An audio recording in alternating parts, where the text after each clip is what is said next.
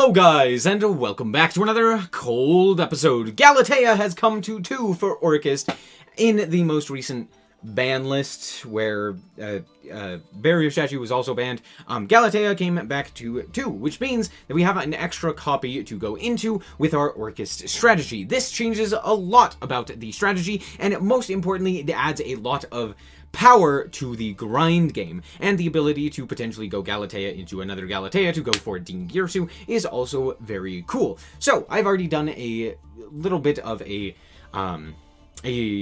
guide on this with the one Galatea, and not much has changed, so I'm going to quickly go through the cards. I did change a few things, but not much. So first and foremost, let's start off with the Orcusts. We have double Symbol Skeleton, 1 Orcust Brass Bombard, the 2 Harp Horror that we can play. Dear Lanta, I can't speak. 1 Girsu. We are playing 2 Nightmare. I found that 3 was a little bit too bricky. And then the 1 World Wand. As for the spell and traps that we can search off of the Galatea, we have 1 Orchestrated Babble and 2 Crescendo. I bumped up the Crescendo because I found that I oftentimes wanted a second thing to search that wasn't specifically Babble, and I found Crescendo to be just like the best one to go for there. So we added in the second one there. As for the rest of the cards to help facilitate this strategy, we have our Dangers. We have double Tsuchinoko, 1 Jackalope, and triple Nessie. These just happen to be the ones that synergize the best with this. Then we have the one Armageddon Knight. This one's okay, but the real good card here is Dark Grepher. Being able to potentially pitch 3 different monsters into the graveyard is very good. Also, you can pitch something like a Nessie from your hand if you have it, which is why we're maxing out on the Nessies, in order to special summon this. You could also pitch the Nightmare or the World Wand, which is pretty good. As for the rest of the cards, we have ourselves the DPE package with Disc Commander, Dasher, and Fusion Destiny. Now, I know what you're saying. Why aren't you playing the Denier malicious stuff? The reason for that is pretty simple. I want as few bricks as I can, and adding in another malicious is just another dead card. Having Dasher is less likely to draw a dead card, which is exactly what we want. I want to be able to see as many combo starters as I can. So, there you go. That's why. Also, Disc Commander is cool. Then we have, obviously, the 1 Fusion Destiny. As for our hand traps, we're running the triple Maxi, triple Ash Blossom, double Nibiru, double Imperm, and triple Forbidden Droplet. Forbidden Droplet isn't a hand trap, but still. These are just our best going second options. These are more so what we are going to be able to play through our opponent's board, but more importantly, what we will probably also be ending on. We want things like the Maxi, the Ash Blossom, the Droplet in our hand, just because our combo doesn't really end on a whole lot of interaction. So yeah, we want to have one of those as well. Then, of course, the necessaries. We have the double Called By. We have the 1 Foolish Burial, the 1 Rhoda, because we can search out things like Dark Grepher as well as Armageddon Knight. No, that one's a machine. And then we have, yeah, I think that's it for the main deck. As for the extra deck, we have ourselves the 1 DPE, double Ding Girsu. I bumped this up from 1 to 2 because I found that oftentimes there was a lot of situations where I would want the second Ding, mostly because of the fact that now we have the second Galatea, we can go into the second Ding more often. And sometimes it's nice to actually get Ding to get a material onto your, underneath your Ding from your banished pile to then get it into the grave by linking it off. I did that once, which was pretty cool. We have the 1 Nightmare Phoenix just as a link to basically utilize. We have a double Galatea. We have the 1 IP Masquerena, 1 Battleborg, Barricade Borg blocker to get rid of potentially a Nibiru token or something like that, and to potentially get back your Orchestrated Babble. We have 1 Verte Anaconda, 1 Dark, the Dark Charmer. This card is really good when it comes up, and yeah, that's it. It's just really good. Next up, we have the Nightmare Unicorn. We have Long Girsu. We have Apollosa. I never actually summoned the Apollosa. This could probably be cut very easily. Oftentimes, you're dark locked, so I feel like this card could be switched out for something like Topologic Bomber Dragon. Not Topologic Bomber Dragon. That card is banned. Zeroboros, I think, is the card that I'm thinking of. Where is it? Do I now have it? Yeah, this one. Zeroboros. Topologic Zeroboros. yeah, just because it's a dark, so it's easier to summon for this deck, and potentially you could even trigger it on the opponent's turn with something like Orchestrated Babel, which would then banish the Babel, which is why it's not really like great, but it's also not bad. Then we have the one Axis Code Talker and the one Underworld Goddess. This is basically our insurance to out things like the unaffected, just towers monsters, things like Crooked Cook, things like the Adagonister monster, Adagonister Rival Cybers. So yeah, there's that. But that's it for the deck. Let's hop into the duels and show you how this deck performs. Alright, so here we are up against the Edo lock. I'm just gonna straight up say it. We are playing against Branded playing the Edo lock, and I'm gonna tell you right now, this lock it's terrible. It's so bad, and the people who play it honestly lose a whole lot from it. Now granted, I do start off with the Max C, but I don't actually draw all that much off of the Max C, so it's just pay attention. We draw Disc Commander, which doesn't do anything. Okay, great, fantastic. They're going to go for the Mirror Jade here, and I'm going to draw into Imperm. Imperm, again, doesn't really do anything against the Edo lock. They're going to set a card. They are going to banish their card and then go for the Albion in order to grab up Branded Opening. I don't know why they don't go for the Branded in red, so I'm assuming that this is honestly a Branded in red. So I'm feeling pretty good. We did draw the Fusion Destiny as well, which is pretty nice, and overall, I'm pretty happy with the hand. So, we were going to draw into Ash Blossom, pretty funny, and my opponent goes for Expulsion. Great, fantastic. They're going to special summon the Edo, as well as special summon their own Aluber. I'm just going to let the Aluber go. Sure, you can grab your Branded Fusion, I will Ash it later. Anyway, we're going to activate our Dark Grepher in order to pitch the Nessie, which will actually search a card, but more importantly, it will allow us to send the Orcust Nightmare to deal with the Aluber. So, we are going to add the Tsuchinoko. We're going to banish the Orcust Nightmare to send the Orcust Harp Horror in order to walk over the Branded Aluber. We're going to set the Imperm as well as the Ash Blossom, and my opponent is playing the hero version of this deck because they are I don't know. They're really dumb, I guess. But we are going to Imperm that. They are going to activate the Branded Opening in order to special summon out the Ad Libitum. So I'm guessing they don't have any more Alubers. That's fine. They're going to go for the Branded Fusion. We are obviously going to negate that, and they will pass the turn. They can't really do much more. So there's that. We draw Imperm. Great. Fantastic draw. That is honestly fantastic. We're going to go for the Orcust Nightmare. We're going to buff it by sending the World Wand. This is basically me getting cards out of the deck so that I actually have live draws. That's more or less what we want. So I'm just going to switch the Edo to attack position and attack in for a bit of damage. I'm going to set the Imperm and pass the turn. I'm still feeling pretty good, and if my opponent does what they did previously, where they put this card into attack position, or where is it? Oh, they shuffled it back. If they go for a Branded Fusion here, and they are able to fusion summon using our monsters, they could potentially go and summon out their Lubellion in attack position, which is like the out to our own Edo. So I'm feeling pretty good about this. They're going to go for Albaz here. They're going to pitch the Denier, which they ended up searching off of their whatever this card was. And then they're going to go for Lubellion.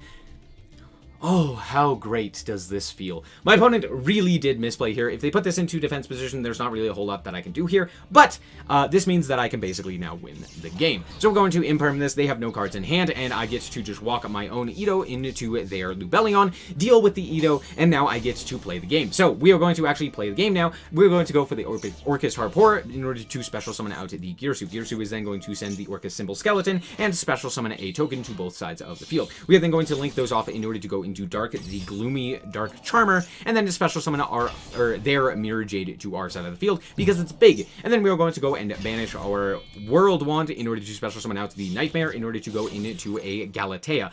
Why am I going Galatea instead of Girsu? Because we need Galatea in order to add the Orchestrated Babel. So we're going to go and activate the Orchestrated Babel so that we can play on our opponent's turn, and then go for a Nightmare here to dump the Orcust Harp Horror, and then we are going to special summon back our Girsu off of our Symbol Skeleton. At this point, we will go for the Fusion Destiny in defense position, or maybe I put it in attack, it doesn't really matter, because we are just going to use it to pop our opponent's token and then bring it back. So now we have the ability to go for Galatea to set another Orchestrated Crescendo. We also have the ability to bring back our DPE. We have the the Harpour, as well as, I think that's it in Grave at the moment. But overall, that's still pretty good. We also have Ash as well, and they have one card with which to engage with us.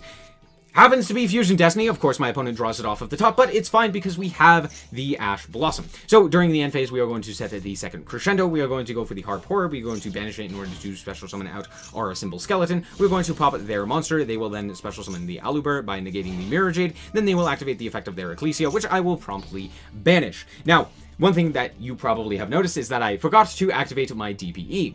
Ignore that. It's fine. It doesn't. We're just gonna leave it in the grave. We don't need it. It's fine. It's fine. Anyway, we're gonna dasher out our Ash Blossom here because I want to BM them. They decided to Edo lock me, so I will now kill them while attacking with Ash Blossom because it's funny. Guess what? I have exact lethal as well. Good game. Alright, so here we are going first, and this is a rather interesting hand, but it's honestly pretty good. We have Rhoda, which allows us to get into Dark Grepher. Dark Grepher just happens to be the better normal summon, so we're going to go for Dark Grepher. We're going to pitch for cost the Orcust Harpour, and then pitch the Orcust Nightmare. Then, something is wrong with the dangers, I swear. I have never seen a content creator ever hit a danger in their entire life. I happened to play a whole bunch of the dangers today, and I swear I hit like 2 out of like 20. What is going on, Master Duel? Hello? Anyway, we're going to special summon the Tsuchinoko, and then we are going to go for the Orcust Harpour in order to... Oh, okay. Ash Blossom, that's fine. That's not the one that we really care about. The reason being is because we actually want to dump the World Wand here in order to special summon back the Harpour. We are then going to link off into Galatea, and then activate the Galatea to shuffle back the World Wand. World Wand will then, and then set the Orchestrated Babble. Orchestrated Babble will just be flipped up because why not? And then we're going to go into Ding. Ding will then attach ourselves the Nightmare from the Banish pile, and then link those off into a Verte to make DPE. So we're going to end on DPE. However, what this allows us to do is during our opponent's turn, we can go Nightmare, dump a card, boost the attack of one of our monsters in order to then special summon out a, in order to dump a Symbol Skeleton. Symbol Skeleton will then allow us to special summon the Galatea on the opponent's turn, and then Galatea will shuffle back to set a Crescendo. Now the Crescendo won't be activatable, but it is something that we can do, and hopefully the Ash Blossom and the DPE can take us over the edge, at the very least, to not die. So that's basically the plan. So we're going to DPE so that we don't get, like, basically I just want to get the Verte off of the field. I hate having it on the field. There's, like, Super Poly running around and stuff like that, but, yeah. Out comes the Ash Blossom. That's fine. We don't care about the Orcust Harpour resolving. We care about the Nightmare resolving. So out comes our DPE. We're going to go for the Nightmare to bring out the Symbol Skeleton. Symbol Skeleton will bring out the Galatea, and Galatea will shuffle back the Orcust Harpour in order to set the Crescendo. Now, again, the Crescendo is not live, but hopefully that doesn't matter. We are going to then negate the Water Enchantress. Our opponent will go for the Fallen of Volbaz. Pitching Comedy, we will pop that with the DPE, and they have one card left in hand. Seeing the DPEs that is coming back, they are going to concede. Good game.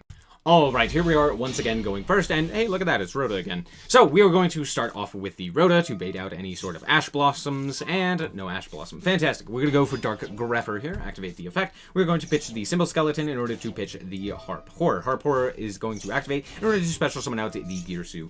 Girsu will dump the, I cannot remember this card, Nightmare, and then we will go into Galatea. Galatea will shuffle back and set the Crescendo this time, and then we are going to go for Nightmare, dump the World Wand in order to boost the Galatea. World Wand will special summon back the Nightmare, and then we are going to banish the Symbol Skeleton to bring back another monster in order to go into Verte. Verte activate its effect in order to go into DPE, and we will set the DPE over here, and then we are going to set 1, 2, and pass. So, normally I like to pop my own Verte with the DPE to bring the DPE back, but the reason I didn't do that this time is because we have Droplet in order to send the Verte away, so there's that. That's also why we didn't activate our Danger, because we wanted to keep a card in hand for the Droplet. So, there's that. My opponent is going to go for the Foolish Burial, and for some reason, I didn't have my Chain Link on in time for the Water Enchantress to get its effect. So, while we could have called by that and prevented it, it didn't happen. So, thanks, Konami. Don't know why I'm not able to just automatically do that, but it's fine. My opponent goes for the Qinglong here, or Qinglong, and we are going to negate and banish. The reason for that is because I don't want them to get a Virtual World name on their field to go for their Virtual World plays. So, they are going to go for the adventure stuff. They are going to go for the Fateful Adventure. I am going to pop that with the DPE, and yeah, we'll send the DPE to the graveyard. Of course, they have the Called By. That's fine, I guess. I just let that go through. Yeah, not really much I can do. Out comes the normal summon Yan Yan in order to go for the Lily. They're going to send a spell and a trap, and they are going to go and grab their Keenlong, which will allow them to add the Lulu. They're going to dump Draco back, because of course they had it, and they are going to equip it to the token. They're going to actually banish the Called By, which is not that big of a deal, or sorry, return it to the hand. Then activate the Lulu in order to grab up their Kowloon, dumping their Zhuanwu. Anyway, they're going to activate their Kowloon in order to go for their Chuche, and then they are going to go into Coral Dragon. I don't know why they're doing this, and then out comes Fanfan. I really don't know why they're doing this, but it's fine, because they put it into the same zone as Galatea. I'm going to negate this with my Droplet, and yeah, just force them to not really have anything. They're going to banish in order to modulate the level so that they have Chuche, and okay, not really a whole lot I can do about that. Away goes my Galatea. They're going to go to battle and deal a bit of damage, but I'm still feeling pretty good. We have Called By, we have Danger Nessie, and we have a whole bunch of graveyard interaction, most notably the Nightmare, which basically gets our combo started. I'm going to start with the Danger Nessie. We end up pitching the Ash Blossom and to draw into Crescendo. Not great, but that's okay. We're going to boost our Nessie in order to send the Horror into, or send the Harp Horror, and then we are going to special summon the Symbol Skeleton to go to that second Galatea. Oh, you love to see it. Galatea will shuffle a card back and to go for the Babble. Babble effect will activate, and then we will use the Symbol Skeleton in order to bring back the Gearsu. Gearsu effect will then allow us to dump another card. We're going to dump the World Wand. World Wand will activate, and we will special summon out the Harp Horror once again. We're then going to link off into the Long Gearsu, and we're going to put it into the zone where it is pointing to the Zayas. We're going to shuffle back 2 and deal with that guy, and then we are going to link off into Access Code. I don't really have a way to clear the entire board here, because I basically only use Dark Monsters, so this Access Code is only going to pop 1. I could have also gone for a Dingirsu, which also would have only sent 1, so I think that the Access Code just being bigger is more valuable. Being able to punch for 53 is very nice. We're going to set to 2 and pass. There's not a whole lot that we can do, but we do have Babble as well as a few interactions in Grave. So they are going to go and activate their Zhuanwu to special summon out their Lulu, and I am going to banish it with the Called By. They're going to pop with the Chuche or Access Code. Not a lot that we can do about that, but okay. I'm actually, at this point, going to go for the Harp Horror, which gets promptly negated by Ash Blossom. At this point, I feel comfortable to actually lock myself with the Orcust Crescendo, which will allow me to add a Dark Machine, locking me into Dark Machines. But that's fine. We'll just add the Harp Horror here and get negated. That's fine. That's fine. Anyway, for turn, we draw the Symbol Skeleton. I'm going to special summon this out, and then normal summon the Harp Horror, which gives me 200 over lethal. So I'm just going to go to battle, and good game. So we are back with the deck. Is it insane or overpowered or anything along those lines? No. Honestly, what made Orcust so strong was the fact that basically any 2 monsters could do their full line, and then you could have the rest of your cards in order to go into whatever. Add whatever hand traps or disruptions that you wanted. And while that is still possible, if you draw into something like a Dark Grepher, you basically get full combo, or Gearsu, or Armageddon Knight, or what have you. There's a lot more issues with it. Most notably, the fact that a lot of the end boards are stronger nowadays, and so the Orcust end board isn't as powerful, and because of that, you're not really able to stop opponents as often. People are prepared to play through more, so yeah, that's probably the biggest issue. However, the grind game is absolutely insane with this deck, thanks to that second Galatea. With the one, you probably were only being able to go and activate your Galatea once. You maybe got Crescendo, you maybe got Babble, you probably weren't getting both, but now with the second one, it really is quite easy to utilize its effect multiple times, to be able to go through the plays on your opponent's turn, and to end on some pretty decent sets of interactions, while then being able to follow up with the OTK. You basically, your game plan is to just simplify the game to where your grind game just outs theirs. So yeah, honestly, with the Galatea coming to 2, it's nice. It's a nice consistency boost for the strategy, and a nice grind game upgrade, which I do think that Orcust was missing with all of the limits. However, I'm still hesitant to say that this deck is good. It's still incredibly inconsistent, it bricks a lot, and it just kind of doesn't put up enough But all in all, it's still very fun and very cool, so I still like it. Anyway, that's going to be it for this episode. I hope that you guys did indeed enjoy. If you did, a like is very much appreciated, and if you want to check out more content like this, as well as more Yu-Gi-Oh!, then just be sure to subscribe. Anyway, thank you guys so much for watching, and remember to always stay frosty. Bye-bye. Shout out to the Frost Guard, my members. Thank you guys so much for the support, and I hope you enjoy the content.